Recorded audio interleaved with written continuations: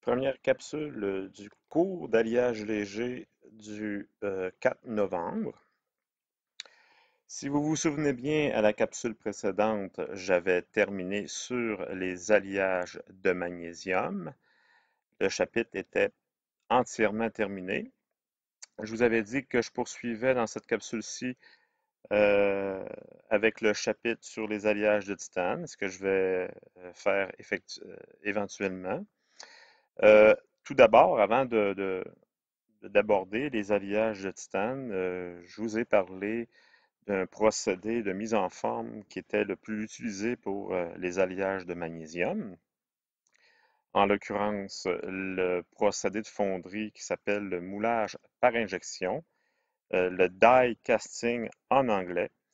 Je vais vous montrer, il existe des animations sur Internet là, qui expliquent un petit peu la façon de faire du moulage par injection, le procédé, comment ça fonctionne. C'est un procédé qui est très couramment utilisé pour les alliages de magnésium, mais aussi pour les alliages d'aluminium. C'est un procédé qui permet la production d'un très grand nombre de pièces identiques à un rythme très rapide, avec une très grande qualité, euh, donc ce qu'on appelle une intégrité. Donc, on obtient des formes avec des tolérances dimensionnelles très serrées avec ce procédé-là, avec un rythme rapide. Donc, rien de tel qu'une animation là, pour avoir une bonne idée d'un procédé. Donc, je vous fais rouler le fonctionnement général d'un procédé de moulage par injection. Je vous explique aussi en même temps comment ça fonctionne. Ce que vous avez dans la partie à droite, c'est un réservoir contenant du magnésium liquide, maintenu à une température d'à peu près autour de 670 degrés C. Le point de fusion des alliages de magnésium est autour de 650 degrés C.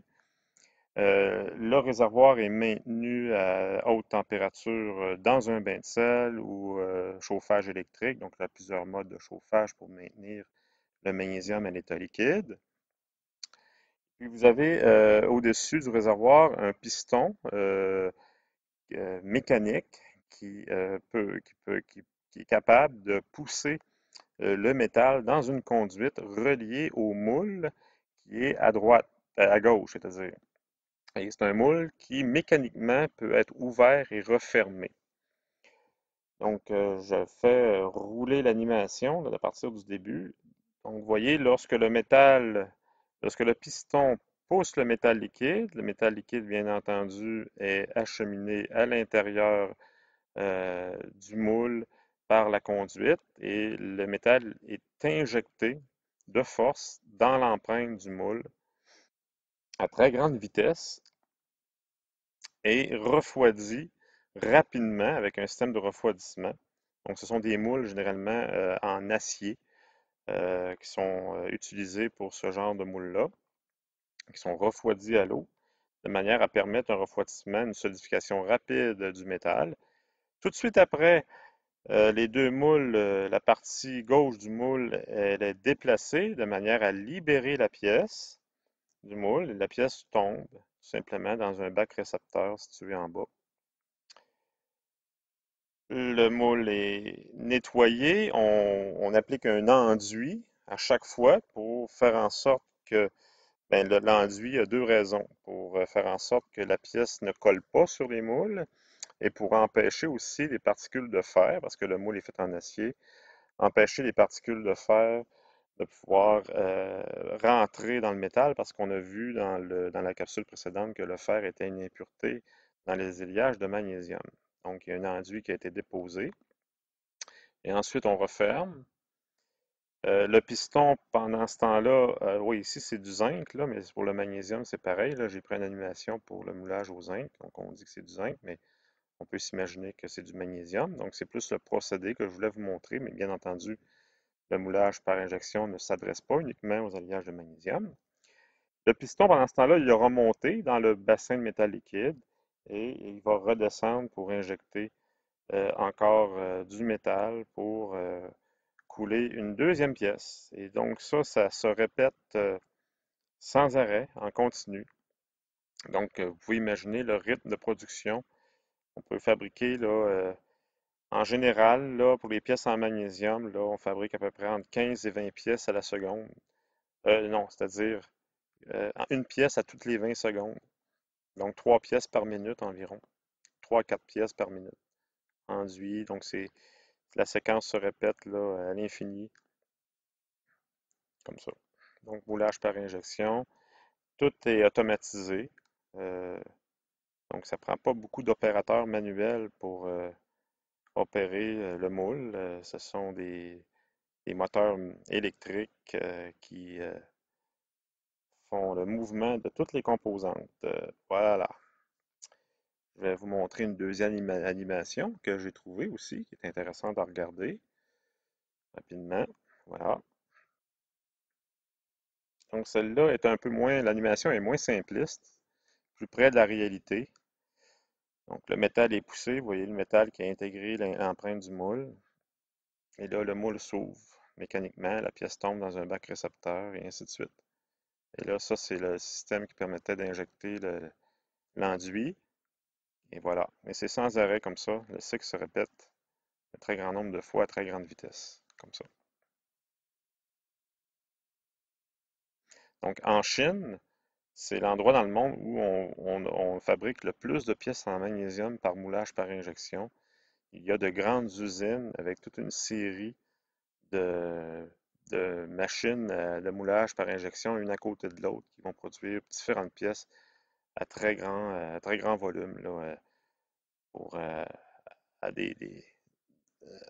grande reproduction, là, à très grand nombre, comme ça. Voilà.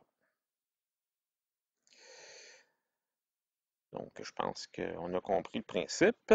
Maintenant, comme je l'ai dit, j'aborde maintenant un nouveau chapitre du cours d'alliage léger non ferreux.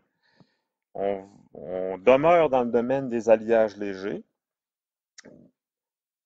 par contre, moins léger que le magnésium et aussi moins léger que l'aluminium, mais tout de même, on considère que les alliages de titane font partie de la famille des alliages légers.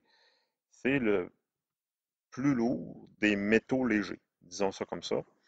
On va voir tantôt la masse volumique du titane relativement à d'autres métaux. Et à chaque fois, c'est une tradition quand j'aborde un nouveau chapitre pour illustrer chaque métaux que j'aborde dans le cours, pour montrer son importance ou pour donner des exemples d'applications courantes. Je mets des images là, pour représenter plusieurs applications courantes. Vous pouvez apercevoir la première image en haut à gauche qui est un avion espion conçu par l'armée américaine dans le début des années 70, le Blackbird, qui était un avion qui était conçu pour survoler et espionner à l'époque de la guerre froide l'Union soviétique. Donc, la majorité des étudiants qui assistent maintenant à mon cours depuis un certain nombre d'années, quand on leur parle de la guerre froide, ils ne savent pas trop de quoi on parle. Moi, je suis assez vieux pour avoir connu la guerre froide entre l'Union soviétique et les Américains, qui avait débuté quelques années après la Deuxième Guerre mondiale. Donc, les Soviétiques et les Américains étaient les deux puissances mondiales. Ils étaient fortement armés en armes nucléaires. Ils se surveillaient l'un et l'autre. Euh, c'était la lutte à savoir quel système social était le meilleur. C'était l'affrontement entre le système communiste et capitaliste. Et les deux pays s'espionnaient mutuellement. Et les Américains avaient conçu cet avion-là pour être capable de survoler le territoire soviétique sans se faire repérer. Donc, c'est un avion qui est conçu pour voler à très haute vitesse, à très haute altitude. Et ce qui est intéressant de savoir, c'est que tout le fuselage au complet, donc les ailes, le fuselage, tout ce qu'on voit de l'avion, là, c'est conçu en titane. Et la raison, c'est que pourquoi habituellement les avions de performance, là, les chasseurs, les avions commerciaux, la carlingue, le fuselage est en aluminium, est en alliage d'aluminium de série 5000 actuellement. Mais pour cette application-là, l'alliage d'aluminium, ben, ça faisait pas la job. Tout simplement parce que la friction entre l'air et l'avion était tellement rapide que la friction avec l'air faisait chauffer la carlingue et l'aluminium survieillissait rapidement. Donc, on connaît le durcissement structurel de l'aluminium lorsqu'il est porté à une certaine température, à partir de 150 jusqu'à 200 degrés C. Si l'aluminium a été durci par traitement thermique, mettons que s'il a reçu un T4, ben, si on l'expose à une température trop élevée, le survieillissement opère et au bout d'un certain temps, l'alliage perd sa résistance mécanique. Donc, c'est la raison pour laquelle on a utilisé le titane pour faire cet avion-là. Donc, les alliages de titane utilisés n'étaient pas. Une des qualités du titane, c'est qu'il peut conserver sa résistance mécanique à très haute température, donc il a une résistance au fluage importante. C'est la raison pour laquelle l'armée américaine s'était retournée vers le titane pour la conception de cet avion très spécial.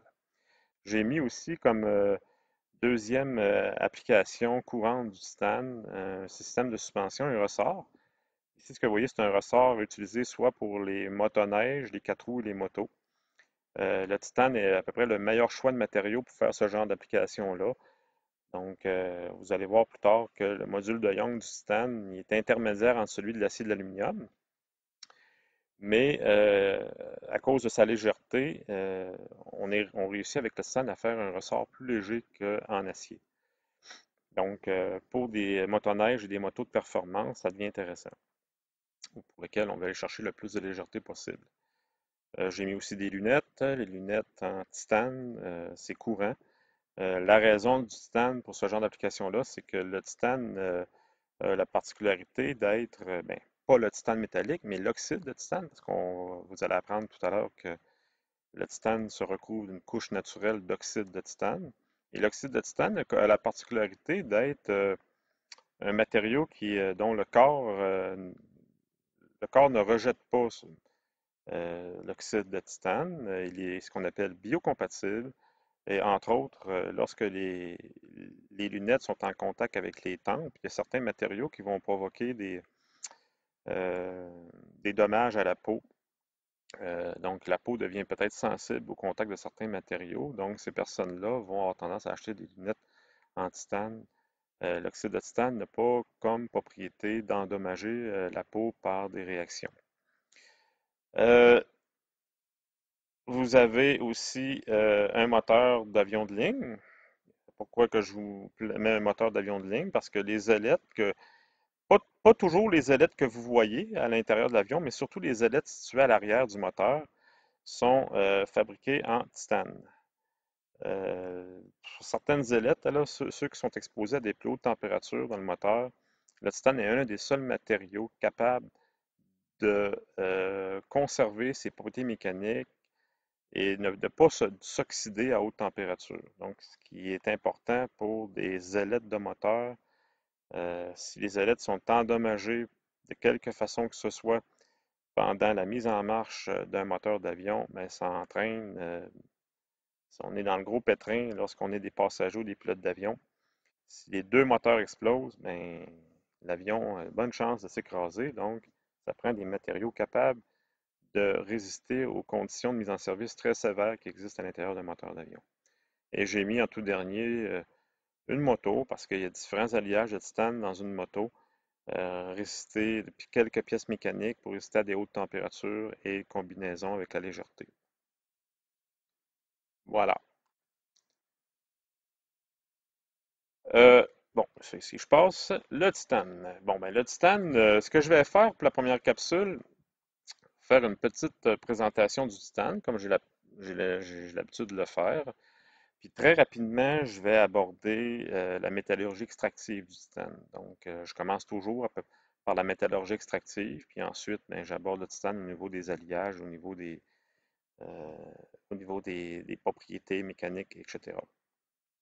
Mais préfère commencer par quelques détails au sujet du titane. C'est un métal qui a été découvert à la fin des années 1800 par Grégor, qui est un chimiste, je crois. On l'obtient à l'état pur par un autre chimiste qui s'appelle Hunter depuis 1910 à peu près. Donc on peut dire que c'est sous sa forme métallique euh, pure, là, sans contamination, là, ce n'est que depuis le début du 20e siècle qu'on a réussi à obtenir le titane sous sa forme métallique.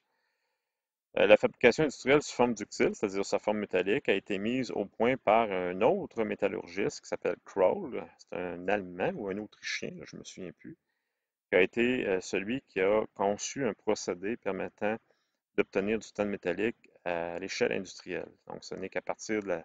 Donc, c'est assez tard, là, en 1948. C'est même après la Deuxième Guerre mondiale qu'on a réussi à fabriquer du titane de manière importante. Donc, ça, c'est le fameux Grégor. Son prénom, c'est William. Ah, c'était pas un scientifique, finalement. J'avais oublié ce détail. C'était un pasteur. Donc, c'est un pasteur qui avait un hobby, la minéralurgie. Donc, c'est lui qui a découvert, probablement, qui a découvert l'oxyde de titane et qui en a déduit que donc, il y avait le métal qui était associé à cet oxyde-là était un nouveau métal, le titane. C'est le cinquième métal le plus abondant dans la croûte terrestre. Donc, il représente en poids là, 0,62%. Donc, ce n'est pas un métal rare. Donc, il est assez répandu. Euh, je ne crois pas qu'on puisse manquer de titane un jour. Il est assez abondant. Bien entendu, il n'est pas distribué de manière uniforme. Il y a des endroits qui ont plus de titane qu'ailleurs. Donc, c'est là qu'on va pouvoir euh, placer des gisements, des mines de titane. Euh, 90% du minerai de titane ne sert même pas à faire du titane métallique, même que c'est plus que ça, là. C'est plus autour de 95 peut-être. Euh, donc, on va tout simplement utiliser l'oxyde de titane pour différentes applications. Donc, de manière générale, là, on fabrique du titane métallique à partir de l'oxyde de titane. Mais les mines d'oxyde de titane, il y en a une faible partie qui va être destinée à la fabrication du titane métallique, parce que l'oxyde de titane a beaucoup d'applications. Entre autres, son principal marché, c'est pour la peinture. Effectivement, l'oxyde de titane est la molécule qui permet d'obtenir un blanc très profond dans les peintures. Donc, c'est la base de blanc des peintures. L'oxyde de titane est très, très blanc. Donc, dites-vous que lorsque vous achetez de la peinture, il y a de l'oxyde de titane à l'intérieur.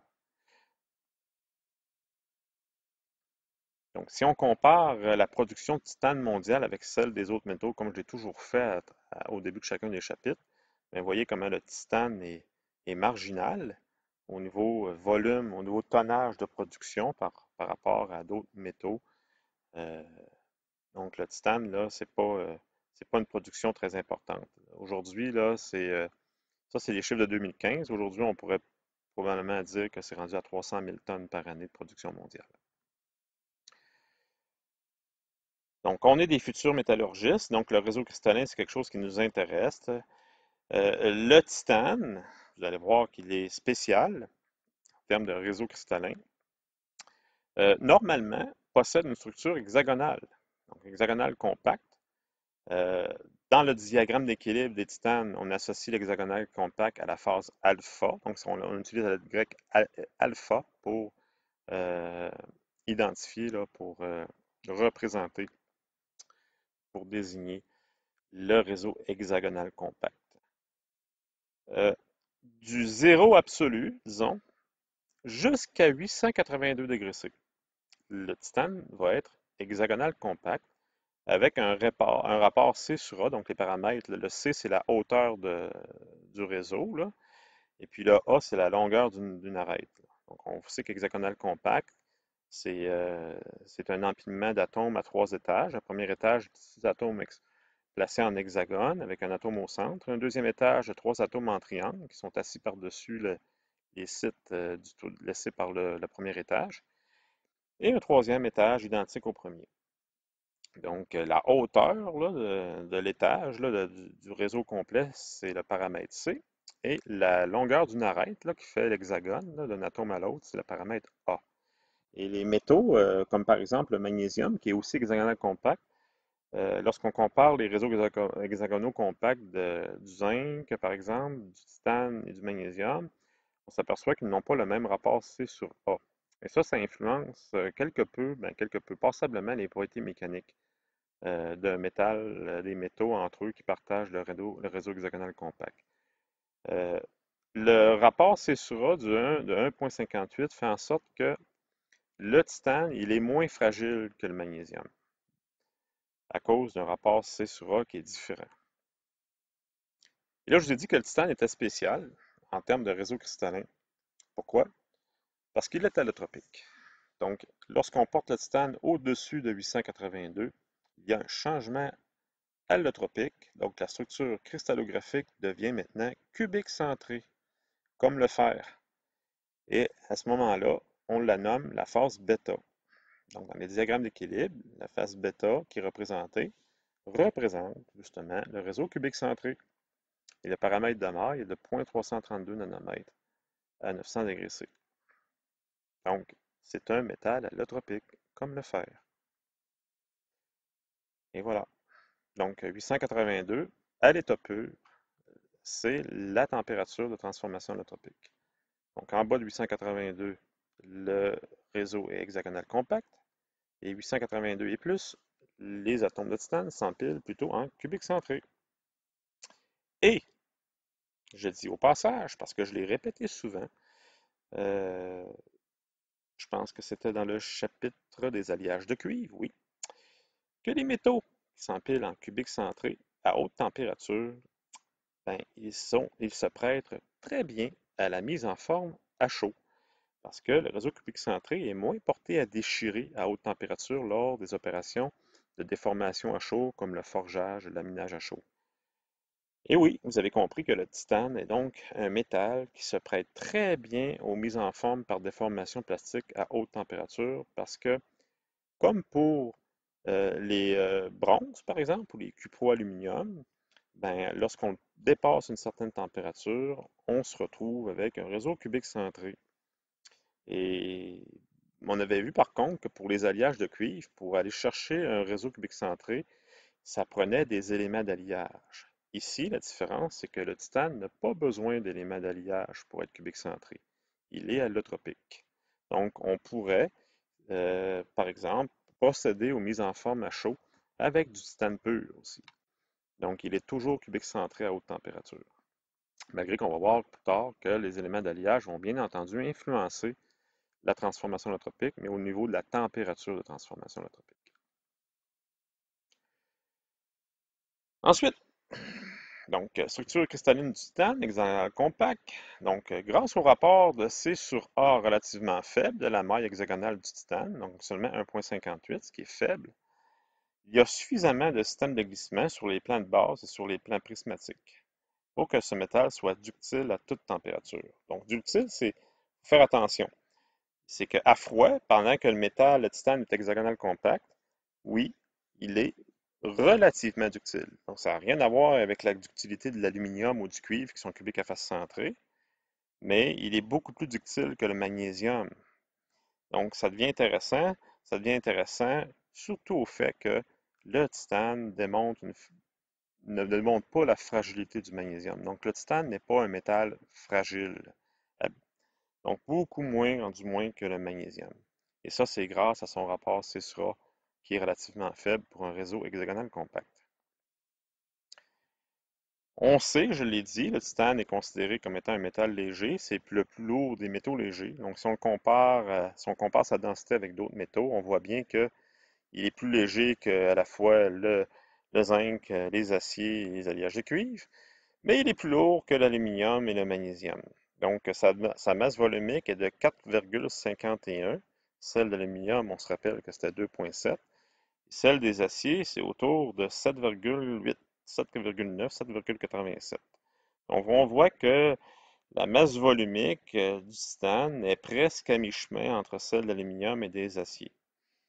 Et donc, c'est quand même intéressant en termes de légèreté, mais vous allez voir plus tard que oui, le titane est plus lourd que l'aluminium, mais il va compenser ailleurs. Il va dépasser l'aluminium largement d'autres aspects. Au niveau des propriétés mécaniques, si on parle de la rigidité, je rappelle que la rigidité, ça n'a rien à voir avec la résistance. La rigidité, c'est la capacité d'un métal à résister à une déformation élastique. Ça ne concerne que le domaine élastique, c'est le module de Young. Ça ne change jamais d'un métal, on l'a vu. On a vu que l'aluminium, c'est 69 000 mégapascales. Euh, donc, autrement dit, lorsque vous appliquez une contrainte que le métal se déforme élastiquement, c'est l'amplitude de déformation. Donc, le titane a un excellent rapport solidité ou rigidité-poids, offre une rigidité équivalente à l'acier pour le même poids. Pourquoi? Donc, ça, je vais l'expliquer un peu plus tard. Mais en termes de résistance mécanique maintenant, donc le rapport résistance mécanique masse volumique des alliages de titane est nettement supérieur à celui des autres métaux. Même l'acier, même les aciers les plus résistants. Et c'est là que le titane prend avantage, et c'est là que le titane a un potentiel énorme pour le futur en termes d'utilisation, en termes de conception de pièces mécaniques, surtout dans le domaine du transport où on veut associer résistance mécanique et légèreté. Bien, le titane, vraiment, là, c'est lui qui dépasse tout le monde. Euh, Ce qu'il faut savoir, c'est que les alliages de titane les plus résistants, euh, leur résistance est presque équivalente à celle des aciers les plus résistants. Un petit peu moins, mais pas beaucoup. Mais là où le titane vraiment prend le dessus, c'est lorsqu'on considère le poids. Donc, autrement dit, si on veut fabriquer deux pièces qui ont le même poids, ben, le titane va être capable de, à cause des sections plus, plus fortes, combinées à des résistances mécaniques équivalentes, on va faire en sorte que la pièce de titane va être capable de supporter des charges plus grandes que même l'acier le plus résistant. Mais ça, bien entendu, pour un même poids. Si je reviens à la rigidité, donc le module de Young est bien entendu ce qui caractérise la rigidité. Le titane est de sa rigidité, son module de Young est de 110 000 mégapascales. Donc, si on compare à celui de l'acier, 210 000, l'aluminium, 69 000. Donc, vous voyez que la rigidité du titane, c'est un peu comme la masse volumique, elle est à mi-chemin entre celle de l'acier et celle de l'aluminium. Pas tout à fait à mi-chemin, elle est plus proche de celle de l'aluminium que celui de l'acier, mais il est intermédiaire, disons. Et pour illustrer là, ce que je vous disais tantôt, que les aluminiums, les titanes, c'est-à-dire les alliages de titane, ont des résistances mécaniques spécifiques. Donc, quand on ramène la résistance mécanique par rapport au poids de la pièce, on appelle ça la résistance mécanique spécifique. Donc, ce que vous avez ici, c'est limite élastique par rapport à la masse volumique. Mais, vous voyez que pour la température ambiante, là, vous avez quatre courbes. Chaque courbe correspond à un métal différent. La courbe D correspond à l'alliage de magnésium, l'un des alliages de magnésium les plus résistants, en l'occurrence l'alliage HK31A. Euh, Vous avez la courbe C qui correspond à l'alliage d'aluminium le plus résistant qu'on a vu, le 70-75 à l'état T6. Ensuite vient l'acier 4340, qui n'est pas l'acier le plus résistant, là, mais celui pour lequel on utilise, en tout cas, qui est très couramment utilisé pour, entre autres, sa résistance mécanique relativement élevée. Donc la courbe est un peu plus haute. Donc on est un peu surpris de voir que l'acier 4340, qui est beaucoup plus résistant mécaniquement que l'aluminium 70-75, même à l'état T6, on voit sur la courbe que la courbe est juste un petit peu plus haute. Mais il faut se rappeler que ce n'est pas la résistance que vous avez en échelle verticale, c'est pas uniquement la résistance, c'est la résistance divisée par la masse volumique. Donc, on considère le poids. L'aluminium est beaucoup plus léger que l'acier. Il est presque 3 fois plus léger. C'est ce qui fait que la courbe C est près de la courbe B. La courbe C de l'aluminium est près de la courbe. Mais vous voyez que à quel point l'alliage de titane, l'un des alliages, c'est pas l'alliage de titane le plus résistant, mais c'est le plus commun. Un alliage contenant 6% d'aluminium avec 4% de vanadium, communément appelé le 6Al4V. Bien, regardez sa résistance spécifique, comment elle est plus élevée que tout le monde. Donc, c'est là que les alliages de titane prennent leur avantage C'est une de ses principales qualités par rapport aux autres métaux. Euh, une autre façon d'illustrer l'avantage du titane en termes de rigidité, tantôt on l'a fait en termes de résistance par la limite élastique, mais on peut aussi le faire en termes de rigidité. Donc, là, vous allez comprendre pourquoi que les fabricants de motoneige, de motos de performance vont fabriquer leur ressort en titane plutôt qu'en acier. C'est parce que ça implique une réduction de 4 fois le poids pour le même travail. Donc, euh, lorsqu'on fabrique un titane, donc les ressorts sont fabriqués à partir de tiges, bien entendu. Et puis, pour avoir la même Euh, lorsque le titane travaille, ben, la tige, elle est comme si elle était mise en flexion. Le ressort se comprime sous l'action d'une charge. Et pour avoir le même déplacement pour une même charge de compression, la tige de titane nécessaire va être 2 fois plus courte que la tige en acier. Et 2 fois plus courte pour une même section. Donc, l'image, il faut faire attention, c'est que l'image du ressort de titane, la tige semble plus épaisse, mais c'est pas le cas là. Disons, pour une même section, euh, ça prend une tige de titane 2 fois plus courte. Pourquoi? Parce que le titane a un module de Young un peu plus que 2 fois plus faible que celui de l'acier. Ben, 2 fois plus faible, finalement, que celui de l'acier. Donc, ce qui fait que pour une même charge, le titane va se comprimer de la même façon. Parce que la compression, c'est une déformation élastique en flexion qui est posée sur la tige, donc c'est le module de Young. Donc, il va absorber la même énergie en se déformant plus. Et le fait que la tige est plus courte, donc vous voyez ici, là, les deux ressorts n'ont pas le même nombre de tours. Il y a 2 fois plus de tours avec la tige en acier que pour la tige en titane, ce qui fait qu'on va obtenir le même déplacement en compression. Mais en plus de ça, en plus que le ressort requis, la tige requise est 2 fois plus courte en titane, ajoutons à ça que le titane est presque 2 fois plus léger, la masse volumique, ça fait qu'au total, on a un ressort 4 fois plus léger. Voilà.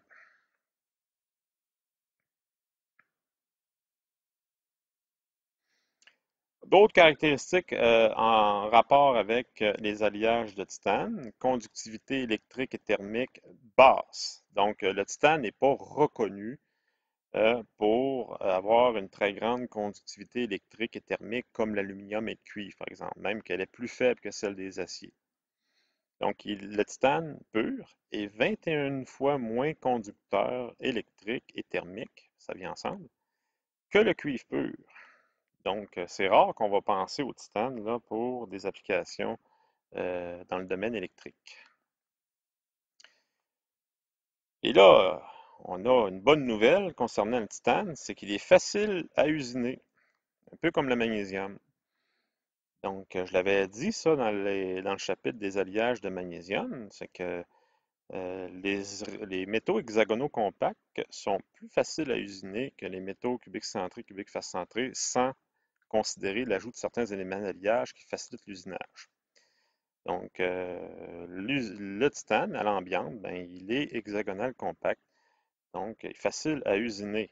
Ce qui est important, là, on sait qu'il y a beaucoup de pièces là, dans lesquelles l'usinage est impliqué dans la mise en forme.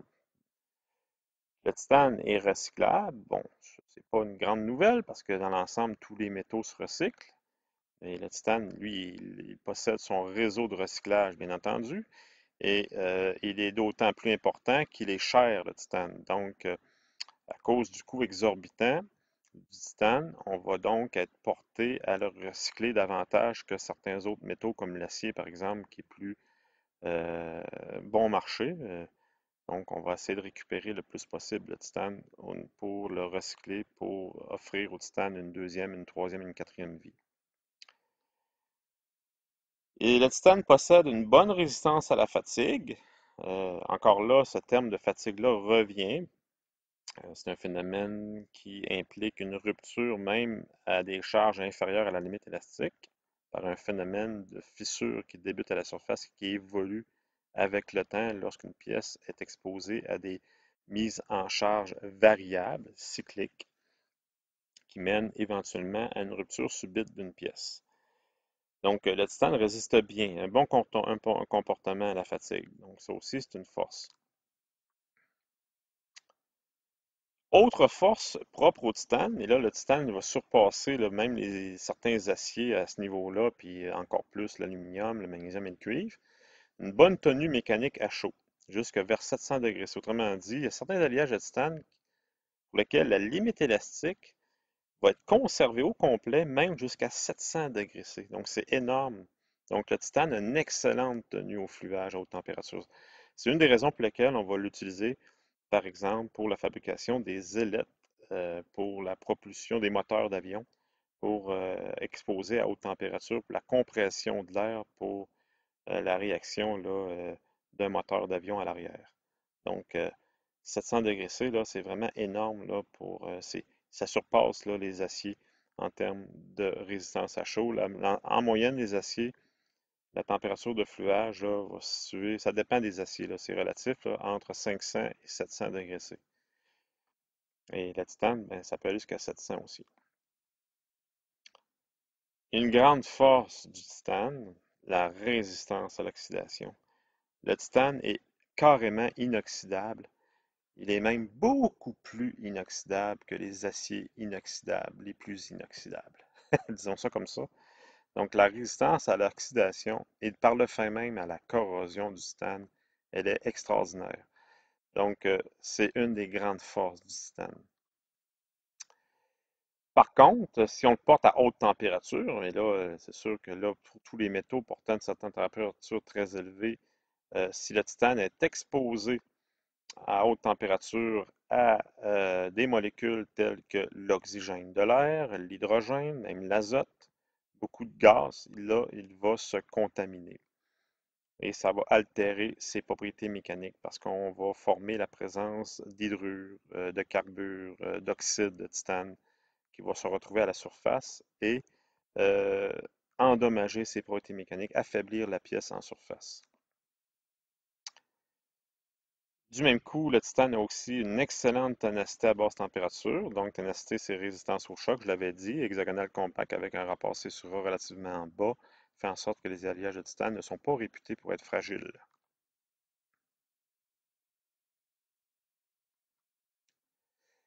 Et pour faire un lien avec la résistance à l'oxydation, le titane et la corrosion, ben, la résistance à la corrosion du titane de ces alliages est remarquable. Donc, c'est vraiment là, c'est un monde à part. Même, c'est pas comparable même avec les aciers inoxydables, les plus inoxydables. Euh, et la raison, c'est que le titane, ben, paradoxalement parlant, cette extraordinaire résistance à la corrosion provient directement du fait que le titane s'oxyde extrêmement facilement. Là, tantôt, j'ai dit que le titane était difficilement oxydable. Ben, ce qui arrive, c'est que le titane s'oxyde facilement avec l'oxygène présent dans l'air. Et sitôt que le titane, qu'il soit à l'état liquide, haute température ou à basse température, peu importe, le titane, les atomes de titane qui rencontrent les molécules d'oxygène, instantanément, le titane va être oxydé par la molécule d'oxygène et former l'oxyde de titane, le TiO2 dont on a parlé tout à l'heure, et il va se former une barrière, un film protecteur d'oxyde de titane. C'est exactement la même chose qu'on a vu qui se passait avec l'aluminium. Donc, l'aluminium forme une couche d'alumine, d'oxyde d'aluminium à sa surface. Ici, vous avez l'équivalent, une couche d'oxyde de titane, encore une fois ici transparente, comme la couche d'alumine de TiO2. Mais à la différence d'avec l'alumine, donc l'oxyde d'aluminium, l'oxyde de titane est beaucoup plus stable. Donc, le lien qui attache entre eux les deux atomes d'oxygène et l'atome de titane est beaucoup plus intense que les liens qui attachent les atomes d'oxygène et d'aluminium ensemble dans l'alumine.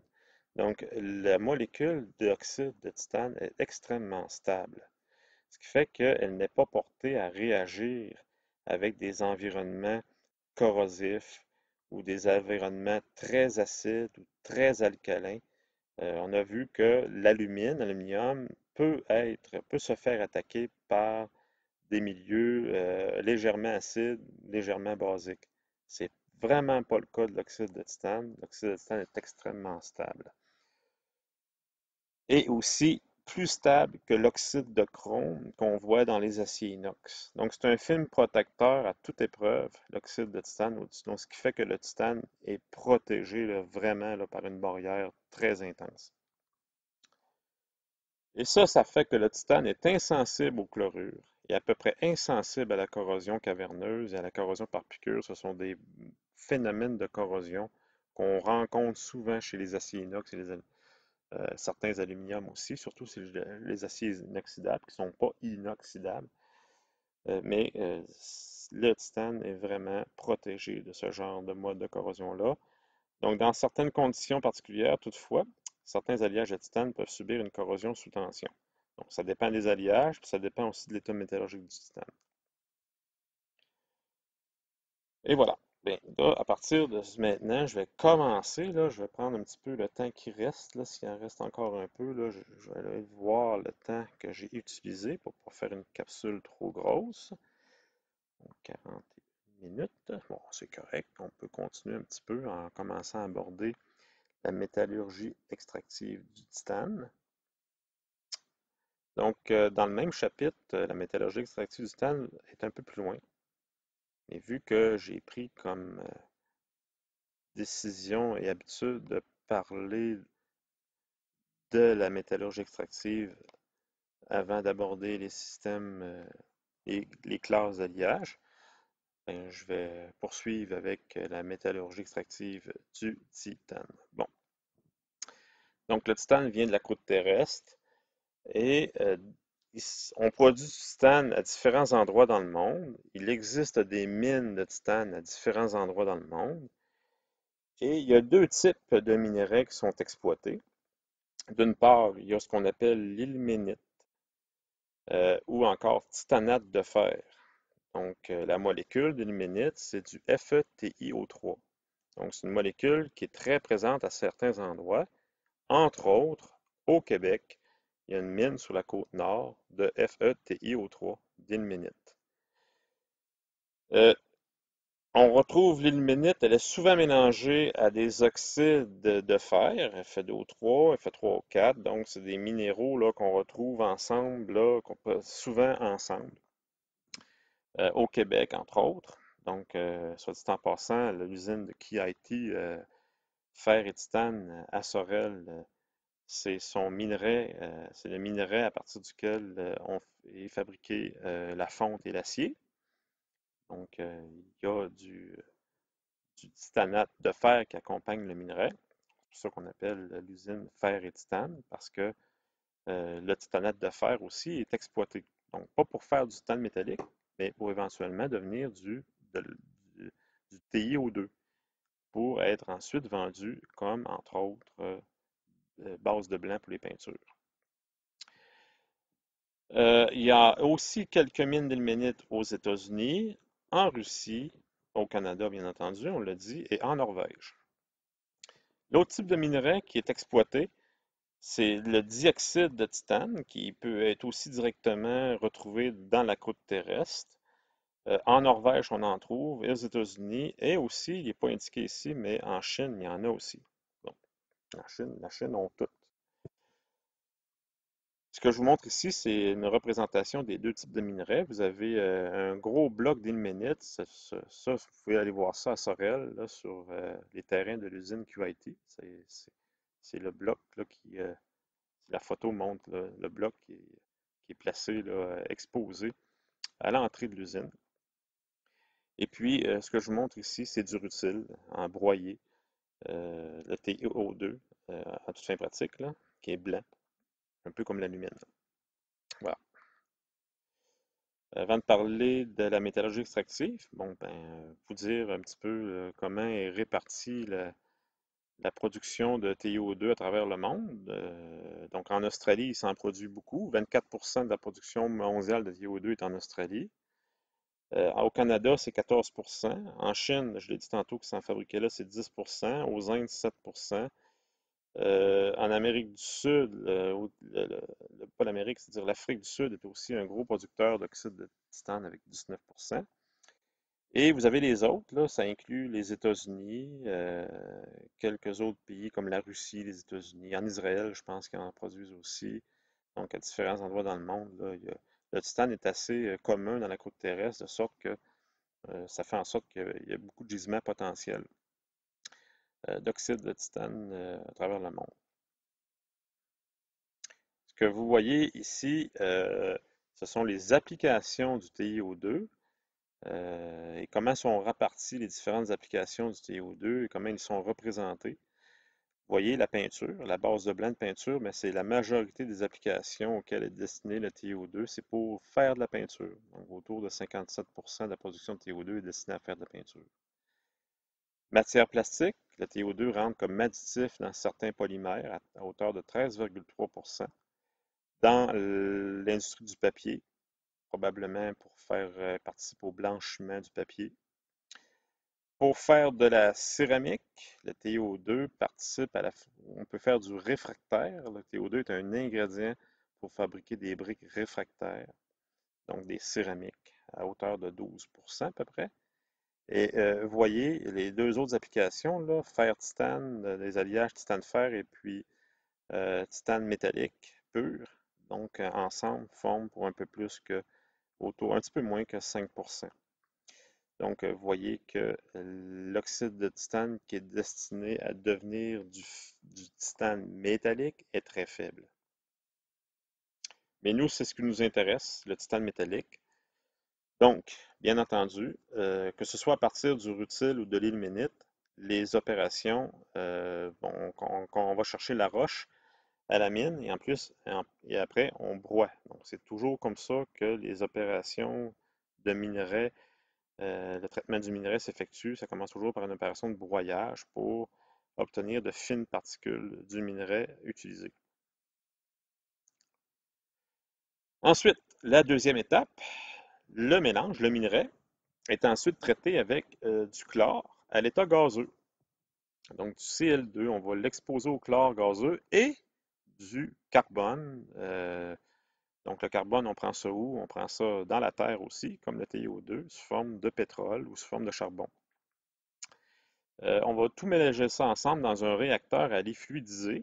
Un lait fluidisé, c'est un réacteur qui a de la garniture à l'intérieur pour maximiser le contact entre les réactifs.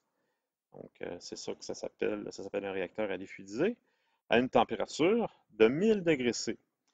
Pour faire quoi? Pour faire une réaction chimique et produire de ce qu'on appelle du tétrachlorure de titane, donc une molécule, 4 atomes de chlore avec un atome de titane, du TiCl4. Donc c'est un sel de titane, du chlorure de titane. Et d'autres chlorures volatiles aussi, les impuretés vont faire leur chlorure qui vont passer à l'état vapeur aussi. Donc le chlorure de titane qui est produit dans la réaction, donc le chlorure de titane, lui, a ses propres propriétés physico-chimiques, son propre point de fusion, son propre point d'évaporation. Et à 1000 degrés C, le chlorure de titane est en phase vapeur. Donc, c'est pour ça qu'il est marqué un G là, en dessous, là, c'est gazeux.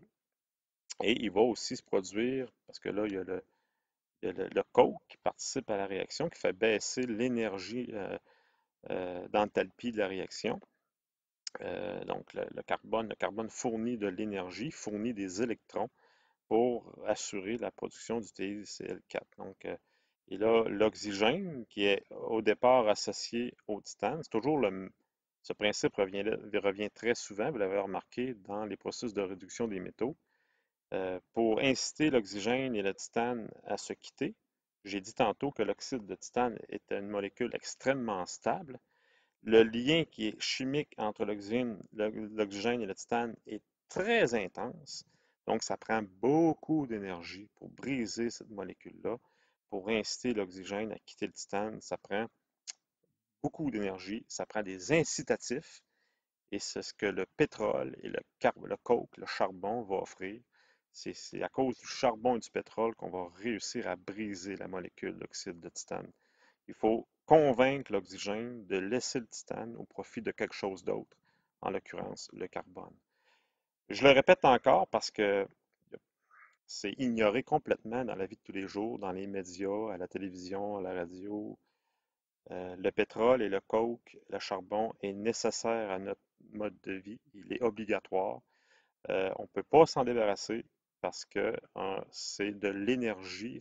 Le carbone est un atome et qui a comme propriété à peu près unique dans le tableau périodique d'être un réducteur très efficace, c'est-à-dire un arracheur d'électrons très efficace. Et en plus, on a la chance à ce qu'il soit un élément très disponible sur notre planète. Et on peut en plus aller l'extraire de manière économique, ce qui nous permet de faire des métaux euh, et de vendre des produits pas trop chers. Et ça, c'est ignoré complètement, c'est de l'ignorance, là, la part du monde, des environnementalistes, tout ça, là, ils considèrent le pétrole comme inutile, mais que voulez-vous, ils n'ont pas la formation pour comprendre les implications. Et je pense qu'à travers mon cours, je réussis à montrer l'importance essentielle du pétrole et du charbon euh, pour maintenir notre niveau de vie, notre confort. Parce que plus de pétrole, plus de charbon, ben, ça implique plus de métaux, plus de cellulaires, plus de voitures, plus d'avions. Donc, il faut absolument se rendre compte de ça. Même les métaux qui sont utilisés depuis 2 à 3 000 ans, ben, qu'est-ce qu'on utilisait pour les réduire? Du carbone. Mais le carbone ne provenait pas du charbon et du pétrole. Ben, peut-être un peu de charbon, il existait déjà à ce moment-là, mais pas du pétrole, bien entendu. Mais il provenait de la matière organique, le bois. Et donc, au lieu de brûler du pétrole, les anciens peuples brûlaient du bois. Donc, le carbone provenait du bois, qui émettait du CO2 aussi. Quand vous brûlez du pétrole et du charbon, ça émet du CO2. Puis quand vous brûlez un arbre, ça brûle du CO2. Le pétrole, le gaz naturel, le charbon, le bois, c'est toute la même chose. C'est de la matière organique qui est constituée de carbone essentiellement. Voilà. Et puis, donc, vous avez ici la réaction chimique euh, chlore gazeux. Le chlore gazeux, lui, il est pas. Je vais le voir dans le procédé, c'est un peu comme pour le procédé du magnésium, il recircule. Donc, on n'a pas besoin d'acheter du chlore gazeux. Vous allez voir il va être reproduit ailleurs. En mélangeant ça avec le carbone, le TiO2, tout ça va faire en sorte qu'on va réussir à briser la molécule de TiO2 et fabriquer du chlorure de titane, qui va être plus facile, à partir duquel ça va être plus facile éventuellement d'obtenir le titane métallique. Et là, je vais terminer, si vous voulez bien. Je sais que ça fait un peu une coupure un peu brusque là, de terminer euh, en plein milieu d'un processus d'explication de procédé, mais si je fais une capsule trop grosse, je vais avoir des problèmes avec mon fichier vidéo. Donc, je vais terminer la capsule ici. Donc, éventuellement, je vous parlerai de la troisième étape. Et vous allez vous rendre compte que c'est compliqué de faire du titane métallique. Les étapes sont nombreuses et ça explique la raison pour laquelle le titane est un métal relativement dispendieux. C'est associé à tout fin pratique à la molécule très stable de TiO2 qui exige de nombreuses étapes et de nombreux équipements pour en arriver à la toute fin à une pièce en titane. Et voilà, je termine la première capsule là-dessus et je vous donne rendez-vous pour la deuxième capsule et la suite de l'élaboration du titane.